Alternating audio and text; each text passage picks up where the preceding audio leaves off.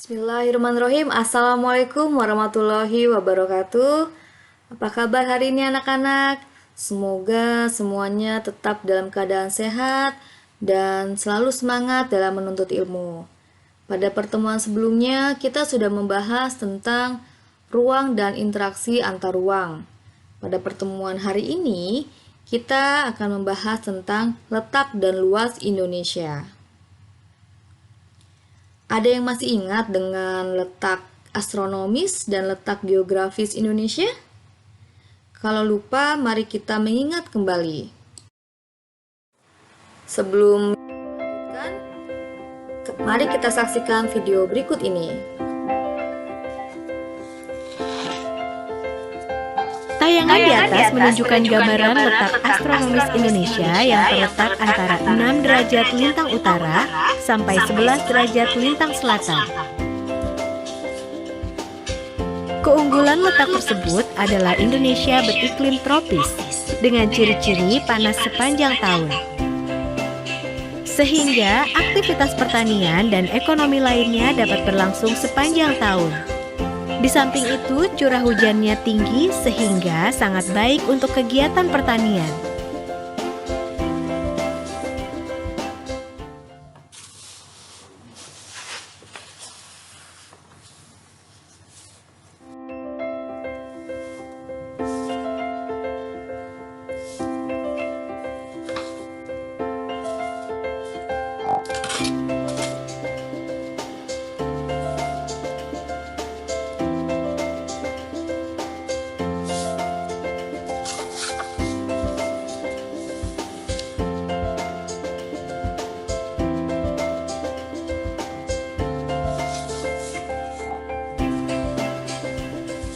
Animasi di atas menunjukkan pergerakan angin muson barat dan timur.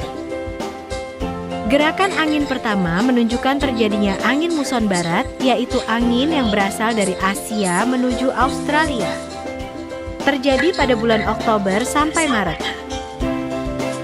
Angin muson tersebut banyak membawa uap air karena melalui lautan yang luas, Samudra Pasifik, Hindia, dan Laut Cina Selatan. Sehingga Indonesia mengalami musim penghujan pada bulan Oktober sampai Maret. Gerakan angin yang kedua menunjukkan terjadinya pergerakan angin muson timur. Angin muson timur bergerak dari benua Australia menuju benua Asia. Terjadi pada bulan April sampai September. Angin muson ini tidak membawa uap air karena melalui gurun pasir yang luas di Australia dan laut yang sempit. Akibatnya, Indonesia mengalami musim kemarau.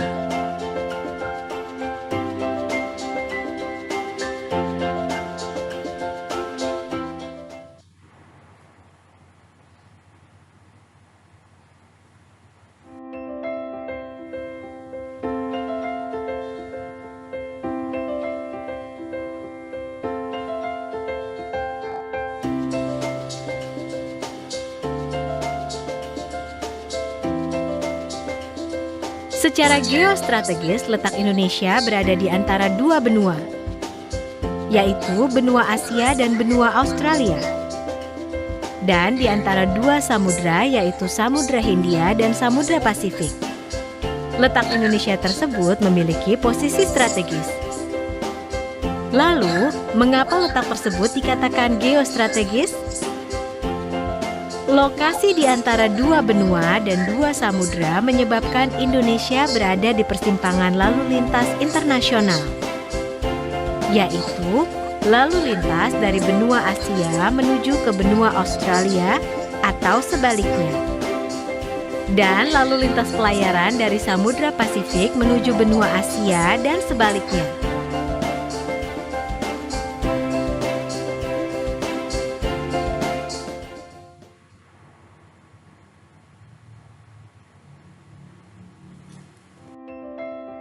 Tanah di Indonesia terkenal akan kesuburannya.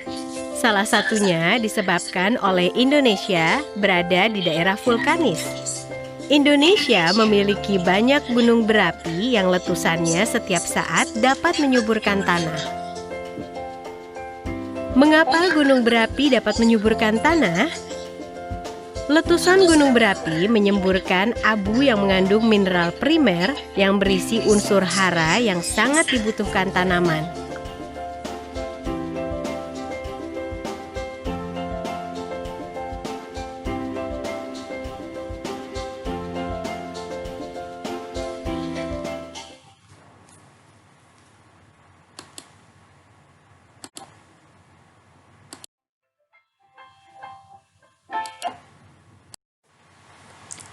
Indonesia adalah negara di Asia Tenggara yang merupakan negara kepulauan terbesar di dunia, yang terdiri dari 13.446 pulau dengan luas wilayah 1.922.570 km persegi dan perairan seluas 3.257.483 km persegi. Letak Indonesia dapat dilihat dari 3 tinjauan, yaitu 1. Letak astronomis, 2. Letak geografis, dan ketiga, letak geologis. Letak astronomis. Sebenarnya, apa letak astronomis itu? Letak astronomis adalah letak suatu tempat berdasarkan garis lintang dan garis bujur. Ada yang sudah tahu apa itu garis lintang dan garis bujur? Garis lintang adalah garis khayal pada peta atau globe yang sejajar dengan garis khatulistiwa. Dan sementara itu, garis bujur adalah garis khayal pada peta atau globe yang menghubungkan kutub utara dan kutub selatan bumi. Garis bujur berdampak pada waktu setempat suatu negara. Garis bujur 0 derajat berada di Greenwich, Indonesia berada di garis bujur 95 derajat bujur timur sampai 140 derajat bujur timur. Indonesia berada di wilayah Asia Tenggara dan merupakan rangkaian gugus kepulauan yang memanjang dari barat sampai timur. Titik paling timur berbatasan dengan Papua New Guinea, koordinat 141 derajat bujur timur, dan titik paling selatan Pulau Dana, koordinatnya 11 derajat lintang selatan. Berdasarkan letak astronomis, Indonesia dilewati oleh garis ekuator atau garis khatulistiwa, membagi bumi menjadi 2 bagian sama besar, Northern Hemisphere and Southern Hemisphere. Indonesia berada di antara 23,5 derajat lintang utara garis balik utara dan 23,5 derajat lintang selatan garis balik selatan. Sebagian besar wilayah Indonesia, baik daratan maupun perairan, berada pada belahan bumi selatan. Hanya sedikit yang berada pada belahan bumi utara.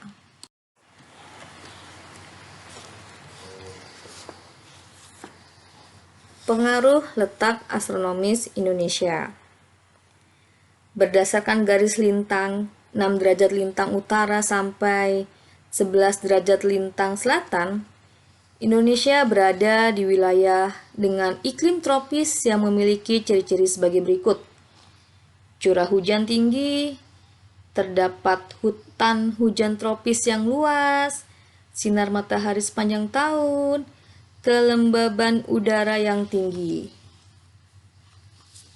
Letak ini juga menyebabkan Indonesia memiliki 3 daerah waktu, yaitu waktu Indonesia bagian barat. Daerah yang berada di Indonesia bagian barat memiliki selisih waktu plus 7 terhadap Greenwich Mean Time. Wilayahnya antara lain Sumatera, Jawa, Madura, Kalimantan Barat, Kalimantan Tengah, dan pulau-pulau kecil di sekitarnya. Waktu Indonesia bagian tengah atau WITA, wilayah Indonesia Tengah memiliki selisih waktu plus 8 terhadap Greenwich Mean Time. Wilayah-wilayahnya antara lain Bali, Nusa Tenggara, Kalimantan Selatan, Kalimantan Timur, Pulau Sulawesi, dan pulau-pulau kecil sekitarnya. Yang ketiga adalah waktu Indonesia bagian timur atau WIT. Indonesia bagian timur memiliki selisih waktu plus 9 terhadap Greenwich Mean Time. Wilayah-wilayahnya antara lain Kepulauan Maluku, Papua, Papua Barat, dan pulau-pulau kecil sekitarnya. Sekarang kita akan membahas tentang letak geografis.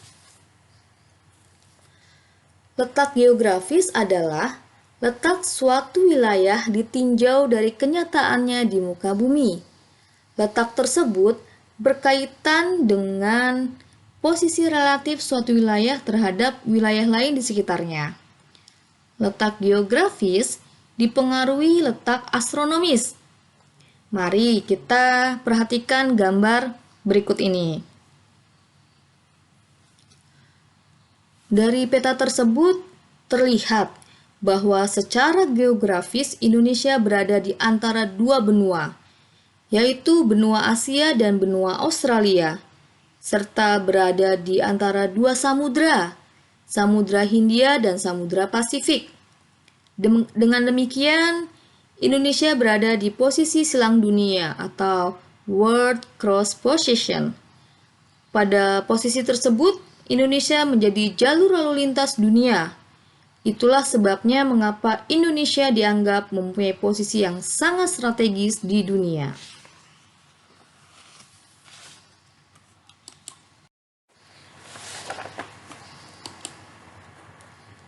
Pengaruh posisi geografis Indonesia terhadap kehidupan. Indonesia yang terletak di antara dua samudra besar mempunyai dampak mendapat angin laut yang membawa banyak hujan. Hal ini pula yang menyebabkan Indonesia memiliki iklim tropis. Selain itu, letak geografis Indonesia juga menyebabkan Indonesia memiliki dua musim. Hal ini dipengaruhi oleh angin musim yang berhembus tiap 6 bulan sekali.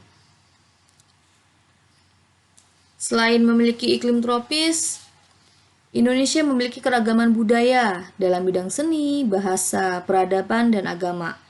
Hal ini disebabkan oleh letak Indonesia yang berada di cross possession.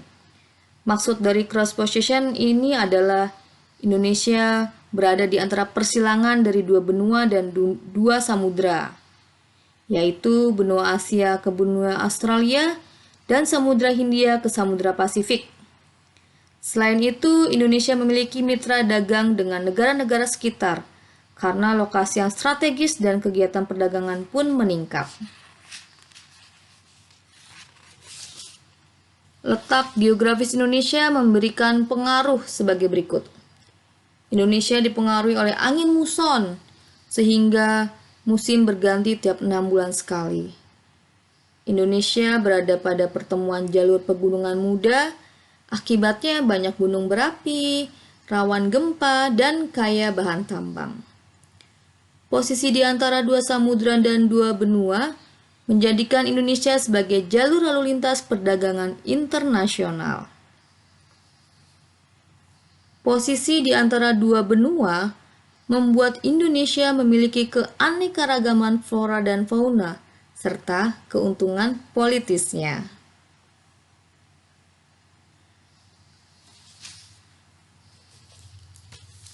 Kita seharusnya bersyukur kepada Tuhan Yang Maha Esa karena tinggal di wilayah tropis seperti Indonesia. Sinar matahari selalu ada sepanjang tahun dan suhu udara tidak ekstrim, tidak jauh berbeda antar musim, sehingga masih cukup nyaman untuk melakukan berbagai kegiatan baik di dalam atau di luar rumah. Di daerah lintang sedang kondisi cuaca sangat berbeda antar musim. Pada musim dingin, suhu udara dapat mencapai di bawah 0 derajat Celcius, sehingga sering terjadi hujan salju yang menutupi jalan dan fasilitas lainnya. Akibatnya, kegiatan manusia banyak yang terganggu. Sebaliknya, pada musim panas, suhu udara dapat mencapai lebih dari 40 derajat Celcius, sehingga sangat tidak nyaman beraktivitas di dalam dan di luar ruangan. Demikian yang dapat Miss sampaikan pada pertemuan kali ini. Semoga bermanfaat untuk kalian semua. Miss akhiri dengan hamdalah, alhamdulillah, wassalamualaikum warahmatullahi wabarakatuh.